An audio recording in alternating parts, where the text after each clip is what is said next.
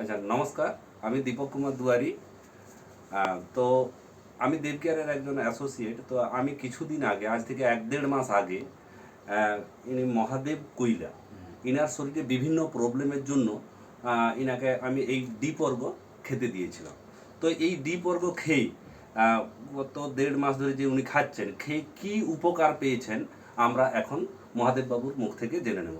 বলুন মহাদেব বাবু, আপনি এই ডি মোটামুটি পর্গ খুব ভালো উপকার পেয়েছি। মোটামুটি গ্যাস অ্যাসিড হতো বা আরও নানা রকম অসুবিধা ছিল, মোটামুটি এখন ভালো আছি। মোটামুটি খাচ্ছি, মোটামুটি আবার একটা লিভার আছে, মোটামুটি ভালো, ওষুধ ভালো খুব। আর কি কি আপনার আমাশার প্রবলেম ছিল? আমাশা নানা রকম ছিল। আমাশার প্রবলেমটা ঠিক হয়েছে হ্যাঁ, আপনার? আমাশা আর নেই। আমাশার আর গ্যাস অ্যাসিডিটিটা? না, অ্যাসিডিটি আর হয়নি। ছাতি রাতি কোন করতো। আর পা হাতের যন্ত্রণা হতো? হ্যাঁ, সেগুলো ঠিক হয়েছে? ঠিক হয়েছে মোটামুটি। আর এখন আগে খাবার খেতে দেরি হলে খুব গ্যাস হয়ে হ্যাঁ, যেত, গ্যাস যেত।